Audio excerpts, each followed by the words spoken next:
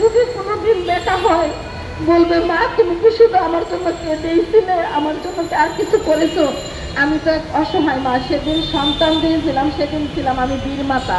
আজকে আমি তাদের দ্বারে দ্বারে ভিক্ষুকের মতো ভিক্ষা চাই। কি ভিক্ষা চাই? টাকা না, অর্থ না, আমার সন্তানের বিচার। আমার সন্তানরা যারা খুন করেছে তাদের বিচার চাই, তাদের বিচার চাই। যদি আপনারা বিচার না করতে পারেন তাহলে আপনারা বিকল্প ব্যবস্থা করেন। আপনাদের পদত্যাগ আমরা কেন চাইব? আপনারা আমাদেরকে বাধ্য করতেছেন। 1 বছর দেখলাম কোনো বিচার পেলাম না। আমি শুনি যে অমুকের আসামি ধরা হয়েছে, তমুকের আসামি ধরা হয়েছে, শুনে খুশি হয়ে আপনাদেরকে মনে মনে ধন্যবাদ জানাই। আমি যদি আজকে জানি আমার নাফিজেরও আসামি ধরা হয়েছে, আপনাদেরকে ধন্যবাদ জানাবো। কিন্তু ধন্যবাদটা কাকে জানাবো? যাকে ধন্যবাদ দিব সে তো আবার আসামিটা ছেড়ে দেয়। আপনারা দয়া করে আসামিটা না ছেড়ে, আসামিটাকে ছাড়বেন না। তাহলে তাদের মাকে মেরে ফেলেন, আমরা কিসের জন্য বেঁচে থাকবো? আমাদের সন্তানের হত্যাকারীরা যদি। ওয়ালটন এখন দেশের সীমানা পেরিয়ে পৌঁছে গিয়েছে 50টিরও বেশি দেশে। ওয়ালটন, ঘরে ঘরে, বিশ্বজুড়ে। আমার নাফিজকে আমি রিক্সাওয়ালার মুখে শুনেছি, আমি একটা খবর শুনলাম কালকে, যে আমার নাফিজকে রিক্সায় তোলা অবস্থায় আরো 2টো গুলি করতে চেয়েছে।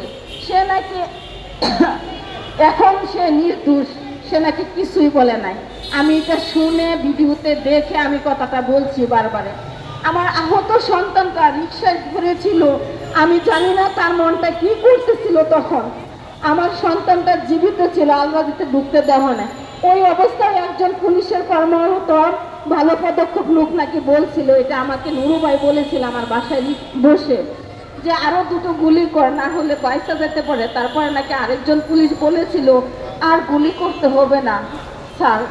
আমার সেই ছেলেটা এখন নাকি উনি নির্দোষ। অনেকগুলো আপনাদের আইনের হাত বড়। কোথায় ছিল আপনাদের আইন?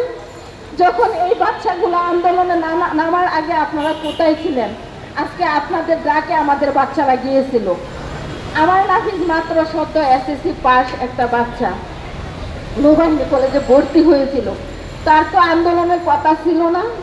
আমি তো একটা মা হিসাবে আসলে কি বলবো, আমার নিজেকে অপরাধে এখন মনে হয়, যেহেতু আমার সন্তানের বিচার পাই না। আমার সন্তানকে আমি দিয়েছিলাম দেশের জন্য। আজকে আমি যেখানে যাই অনেকে আমাকে বলে আমি নাকি গর্বিত মা। আমি ভিক্ষার জানাই সেই গর্বিত মাকে, যে মায়ের সন্তানের খুনের কোনো বিচার নাই।